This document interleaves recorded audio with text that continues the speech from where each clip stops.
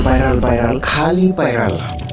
आथिखालावना लोगोफोर जोंनि समाजाव खायसे मानसिफोरनि थाखाय भाइराल जानाया मोनसे केरियार बिल्डिं बायदिसो जाबाय, स्पेशेलि सिख्ला एबा हिन्जाव मानसिफोरनि थाखाय आरो। जोंनि किसुमान सिख्ला एबा हिन्जाव मानसिफ्रा मा सानो मिथिबायना लोगोफोर, भाइराल जाबासो फेमास जायो, बयजोंबो मिथिजायो, सिनायजायो, ससियेल मिडियाफोरावबो फलोवार्स मोनो, बुरजा भिउस मोनो, फैसा मोनो, बेखायनो भाइराल जानांगौसो होननानैबो सानग्रा जोंनि गेजेराव गोबां खलथा खालि मानसिफोर दंसै। फारसेथिं मा जायो, जोंनि समाजाबो बिसोरखौ मटिभेट खालामनाय बायदि जागासिनो दं। जेब्ला सोरबा सासेनि भाइराल जादों होननाय खोनाब्ला जोंनि मानसिफ्रा क्लाब ससियेल मिडियायाव बे मानसिखौ नागिरो, माने बे भाइराल जानाय मानसिखौ फल' खालामो, लाइक खालामो, कमेन्ट खालामो, जाउनाव बे सिख्लाया मटिभेट जायो आरो भाइराल जाना गोबां लाइक फल' मोनबाय होनना। आरो सम ससियेल मिडियाफोराव नुयो भाइराल जानाय मानसिफोरखौ माबेबा फुटबल खेला, माबेबा फांसनफोराव इनभाइट खालामनाय। थ' बेफोरबो मोनसे लाइमोनफोरखौ मटिभेट खालामनायसो जायो आरो। स' बेफोरखौ नुनानैनो माखासे लाइमोनफोरनि गोसोआव सानखांनाय मटिभेट जायो, भाइराल जाबासो मान सनमान मोनो, सिनाय जायो, फैसा मोनो,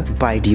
थ' लोगोफोर अब्ला साननानै नायदो, बेफोरनि दायनिगिरिया सोर? नोंथांमोना बेनि बागै मा फोरमायनो सानो? कमेन्टआव फोरमायनो हागोन।